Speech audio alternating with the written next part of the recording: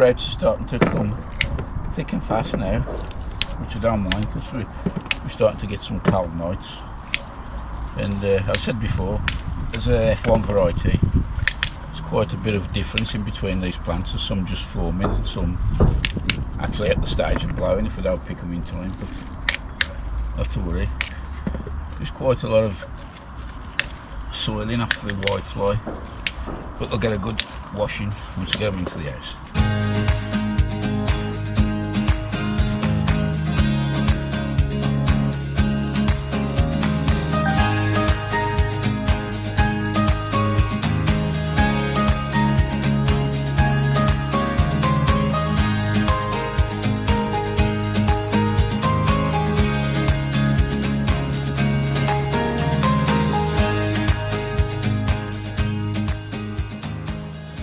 First harvest of any crop for me always brings on a little bit of, I don't know whether it's excitement or anticipation, and none more so than when you're harvesting root crops, because you never know what's lurking behind or below the soil.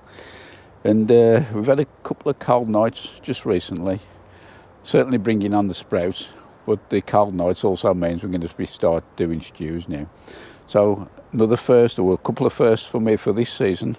I'm going to be lifting one of the parsnips and also the Swede. It's a bit of a mixed bag with the Swede, although they've done much better than they did last year.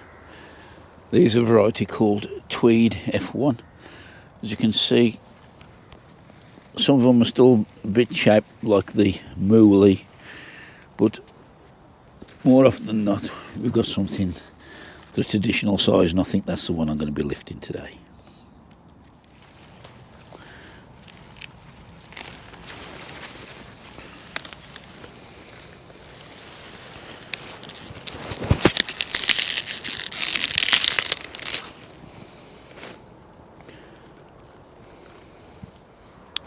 With the parsnips, I'm going to have a little delve round in the top first, just feel the crown, see what size they are, and I'll probably pick the best.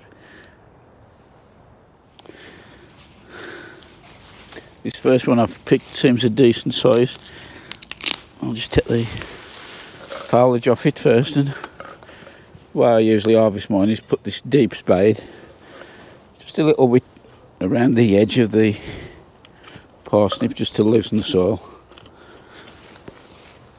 And then I press down, twist, and usually it comes out okay.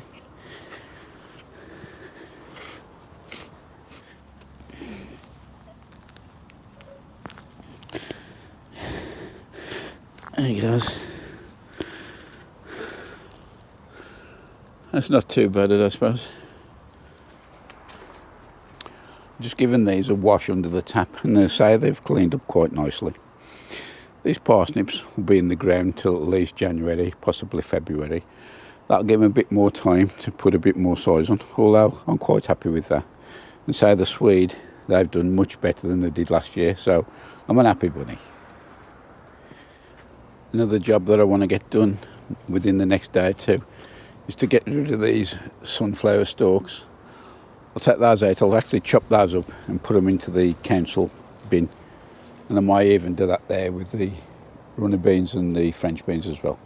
The only other thing then I need to get up is the tomatoes.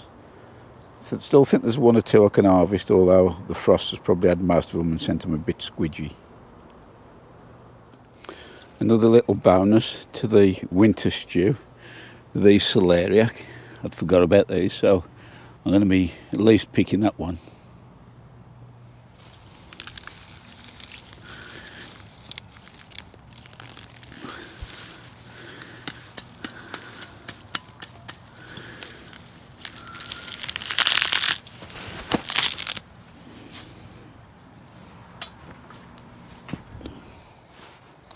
One of the fellow plot holders has just had a delivery of cow manure, and a load like this costs you £30. Fantastic stuff, and this is really well rotted. I like to keep mine in the bins for 12 months, but looking at the condition of this has been lying around for a decent number of weeks or months even. Really well rotted, and this could go straight on top of the beds. The only downside to this is the effort required barrowing it back to your plot. it is hard work.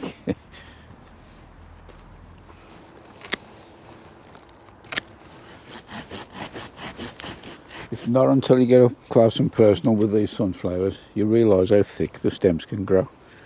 Hard to believe that this grew from a single seed.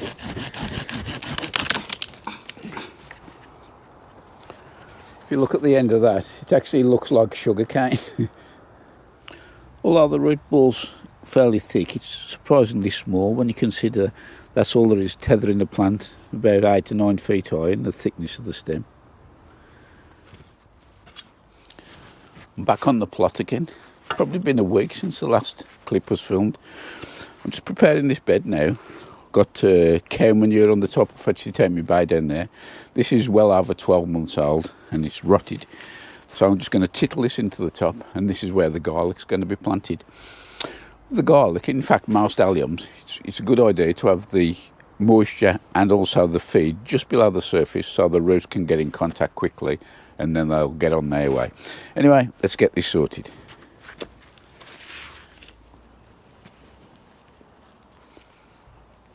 I'm just adding some fish blood and bone now to the top, and I'll lightly rake this in and all. So this is probably the only feed I'll be giving these until I come out in, I don't know, June-ish I suppose. Normally with the onion bed, before planting out, probably a week or so before, I do give it a dressing of superphosphates. But I think this blood, fish and bone will last, say, a little bit longer, and being the winter, I think it'll absorb into the soil better. Right, let's get this mixed in. These are the cloves of garlic, and the variety is called Marco. Nice clean cloves. These are the ones I grew last year, and it's probably the best year I've had for garlic, so hopefully these will come up with the goods again. I'm just planting the garlic now, and I like to preform the holes rather than press them straight down, just to reduce the risk of the basal plate damaging. Normally I plant these just below soil level, but for a change I'm going to drop them a bit deeper, probably a bulb's depth this time. So some people have fear that the birds will pull them out once they start poking their heads up. That does happen, but there's more chance of them coming out of the soil because the roots expand and push themselves up. So consider that. Because I've put fish blood and bone in the soil, I'll be covering these with a mesh or something, because I know for a fact within a day or two the fox will smell it and they'll start digging. So I'm going to crack on and plant these. There's 9 in a row altogether, and there's going to be 6 rows, so that's 54. That's more than enough to keep me going for the year. I've just topped the holes up with some spent potato compost. The spacing of those are around about 5 inches, 6 inches apart, 12 to 15 centimetres. And say I've planted them twice the depth of the bulb. Bit of gap at the back of the bed there, and in there I'm going to sort out some elephant garlic to pop in. For the elephant garlic we're going a bit deeper, about 9 inches in total, and the spacing's gone farther apart. There's 6 in the row, and I'll be doing 3 rows, so it's 18 bulbs altogether, and that should see me more than enough for next year. Never grown elephant garlic before, exactly the same way as traditional garlic, only on a much grander scale. Usual rolls, flat point down, pointy side up. These usually take longer than traditional garlic to appear. And they say it can be anything up to 6 weeks I've had to wait before. Sometimes you think the crop's failed, but they always pop up at the end.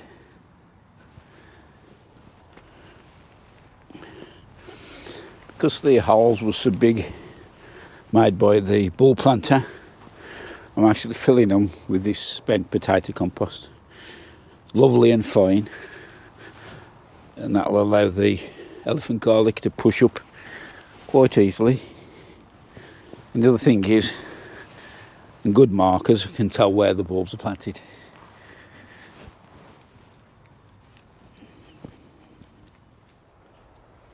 Just as I'd finished covering up, we had a tremendous downpour.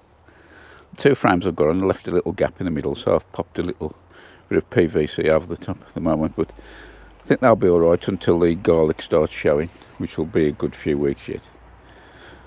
Light's fading now, so before that goes, I want to get down to the bottom greenhouse and do one more final job. Another job I'm late to the party this year is sowing the sweet peas. You can of course sow these during the springtime, but preference I like to do them in the autumn or the fall, and that purely is to get a bit of strength into the plant, particularly over winter. It gives them that bit of a head start, and it gives you time to nip the tops out to make the plants bushy. Sweet peas, different trains of thought how you sow them as well. Some people sow them direct, others people will soak the seed, other people will actually chip the shell of the seed with a blade or even a bit of sandpaper.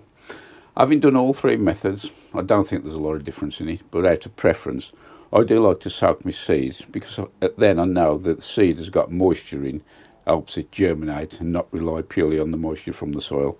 Although saying that, the soil that I'm using now is spent potato compost, and that's been outside with that shower we've recently had, and it's already damp. However, perfectly good enough for what we want. Normally I sow my sweet peas, also sweet corn, beans and that in these things, and these are Hacksnick's root trainers. This one is a 50 cell tray, 10 by 5, but the most popular one is a 36 one. And say usually I sow them in these. You open the books out and no root disturbance at all. But while I was having a little mess around under the staging in the greenhouse, I found some toilet rolls that I stored underneath, and I thought rather waste these, put them to good use. I popped these into a 24 cell tray. There's 20 of these altogether. Probably only need about 16 plants, but what we'll do, we'll sow them in here. So first of all, we'll just fill these up.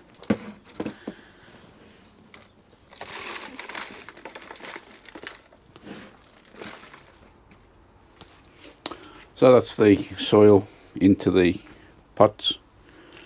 Just put the seed out now.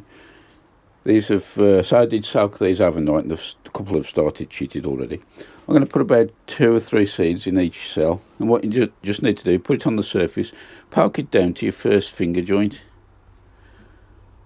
and then just fill the rest up with compost when you're finished. So that's all the sweet peas in now. All that's left now is to top the tubes up to the top. I don't know whether I mentioned earlier, this variety is called Hilda's Mix, and it was released a few years back. I think this is my 3rd year growing it, by a fellow YouTuber in memory of his late mother, and I know there's quite a lot of other YouTubers now growing this lovely collection of flowers. There is a variety called Spencer's Mix, which is probably the most popular if you want to go and buy some. The traditional sweet pea growers who grow for show will grow totally different way to this. They'll grow 1 pea in 1 plant, and actually put the plant up 1 pole, and as the pole gets up they release more, move them down flat on the ground and let them grow up another pole just to keep them growing 1 length. But say these are just purely for decoration on the allotment. So that's these all topped up now. Because these are staying in the greenhouse, I won't be watering them now. The soil's already moist, as I mentioned before. But what I will do, I'll be using the lid off these root trainers and just popping that over the top. That's purely stop the mice in here from nipping the seeds. And these will just be going on the tray. I'll keep my eye open. As soon as they start sprouting, I'll make sure they get some air.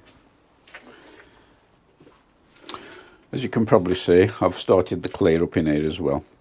I've taken all the peppers out and I've cut the tomatoes out, although I've still got to empty the pots from the auto watering systems both sides, and then I can have a real tidy up, and I'm going to move some stuff inside to overwinter.